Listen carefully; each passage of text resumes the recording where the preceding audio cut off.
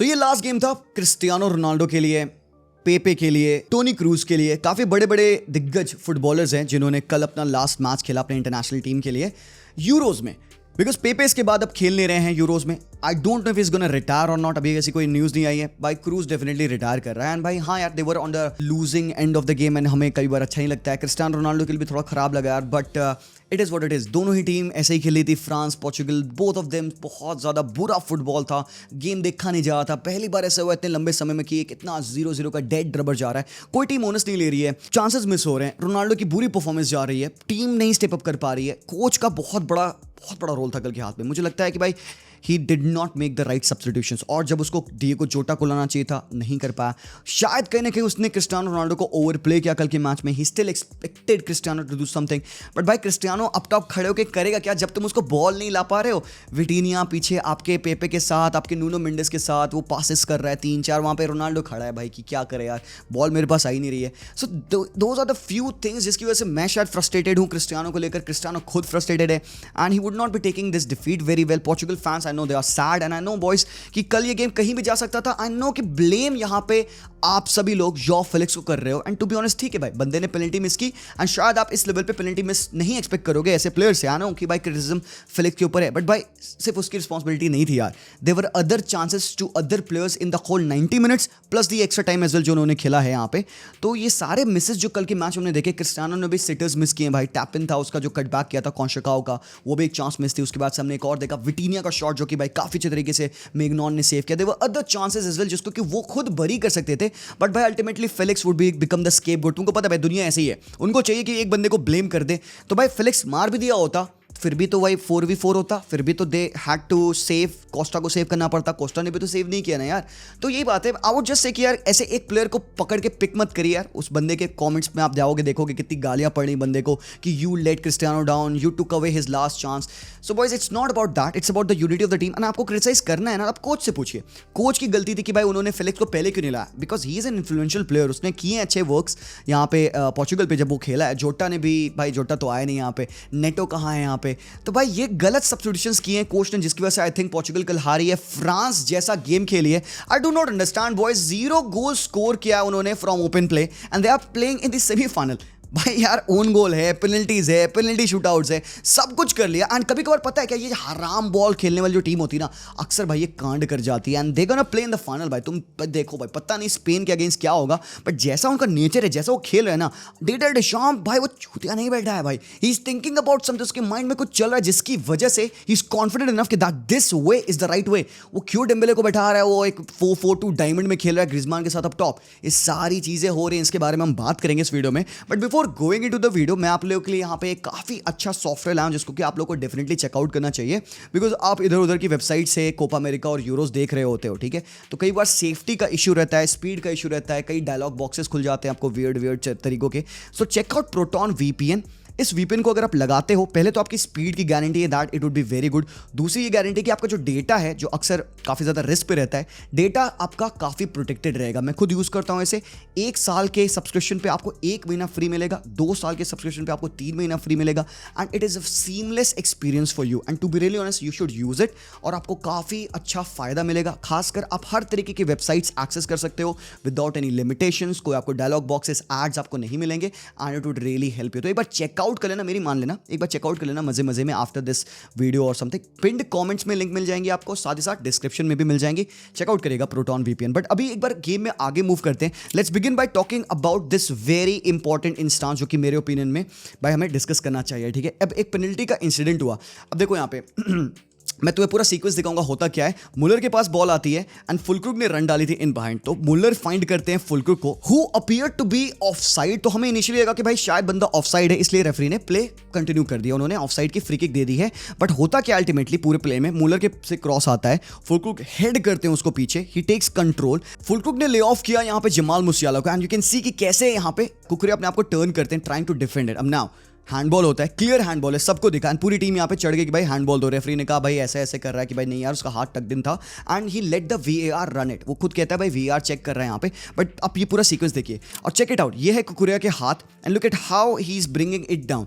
अब देखो भाई एज अ डिफेंडर उसका भाई एक ही तरीका, अपने हाथ को पीछे लाएगा अपने बॉडी के, तो भाई in doing that he is making his body small and trying to get the hand behind him, जो कि भाई ऑल राइट समझ में आता है, but his hands got clearly in the way of the shot. चाहे वो कुछ भी अटेम्प्ट कर रहा हो, डिलिबरेट हो नहीं हो, एकदम प्रॉपर उसका हाथ जो है बॉल पे लगा है and also the most important thing ball directed है टुवर्ड्स द गोल। तो बाबा इस वजह से मेरे ओपिनियन में ये एक प्रॉपर पेनल्टी होनी चाहिए थी। और खासकर ये भी कि भाई काफ़ी बड़ा डिस्टेंस था दोनों लोगों में, आप प्रॉक्सिमिटी का भी यहाँ पे रीजन नहीं दे सकते हो।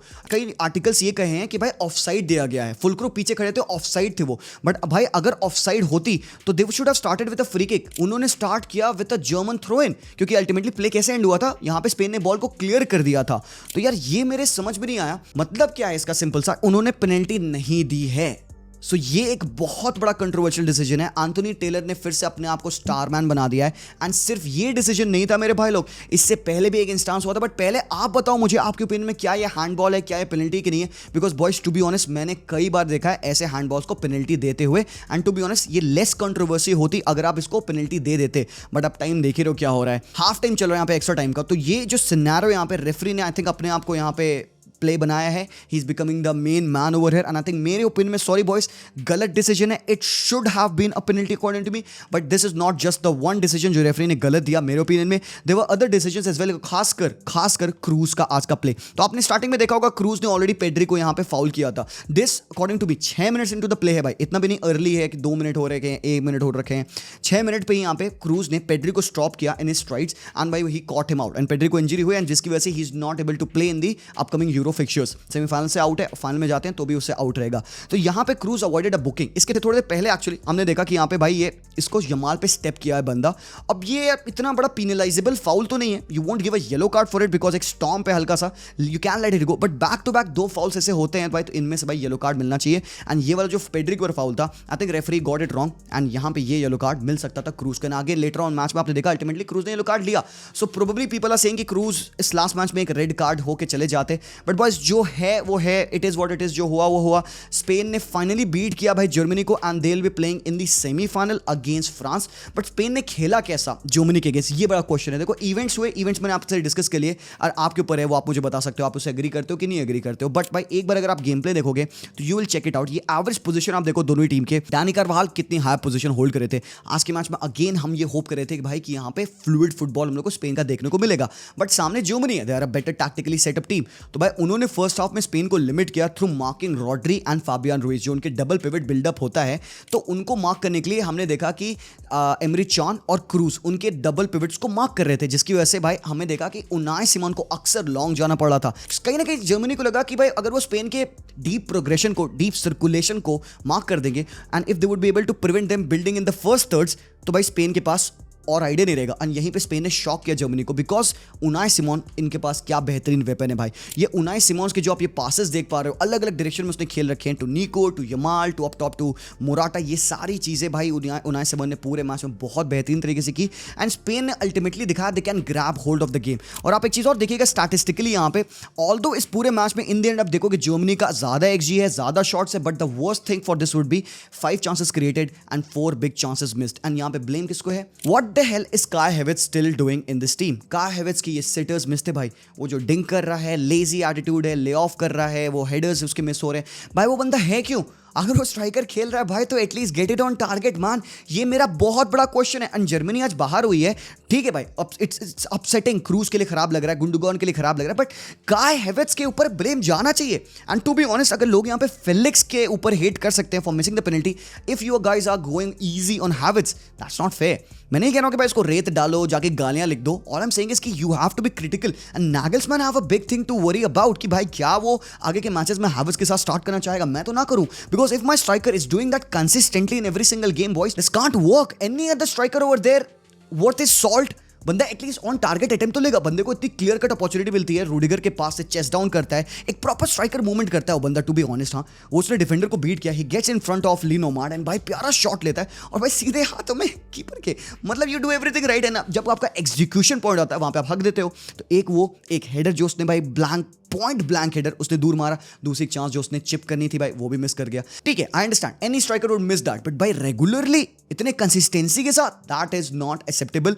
एंड अल्टीमेटली मुझे शॉक लगा कि भाई यहाँ पे नागल्समैन ने गुंडोगन को हटा के हैवर्ट्ज को कंटिन्यू करा and then he brought on Fullkrug. तो चेंजेस आप देखो कि दोनों टीमों ने काफी चेंजेस किए थे एंड पेड्री के जाने के बाद डैनी ओल्मो आते हैं। अब कहीं ना कहीं भाई यहाँ पे क्रूज वुड बी फीलिंग कि भाई पेड्री को फाउल क्यों किया, इंजर्ड क्यों किया, बिकॉज भाई पेड्री गए, डैनी ओल्मो आते हैं एंड भाई जो गोल पड़ा अनबिलीवेबल गोल था। Instead of building from the thirds, Spain ने क्या किया, आइमरिक लपोर्ट ने ड्रॉपिंग मोराटा को पुल किया, मोराटा के साथ उसने कंबाइन किया, क्योंकि मोराटा ड्रॉप किए तो वहां पे जर्मनी के डिफेंडर उपमेकानो खिंच गए। तो जब खींचा वो डिफेंडर तो पीछे उसने पास कर दिया यमाल को। नाउ यमाल क्योंकि भाई बंदा 16 साल पे वो एक कंपोजर रखता है, सर उठा के खेला and he sees the run of Danny Olmo, the third man run in the box, और उसने स्लैश बॉल डाली, क्रॉसफील्ड बॉल एंड भाई क्या फिनिश किया भाई, उस बंदे ने सिर्फ रोल कर दिया बॉल को एंड डैनी ओल्मो की मर्क्यूरियल फिनिश थी यार, मैनुअल कुछ नहीं कर पाया वहां पे।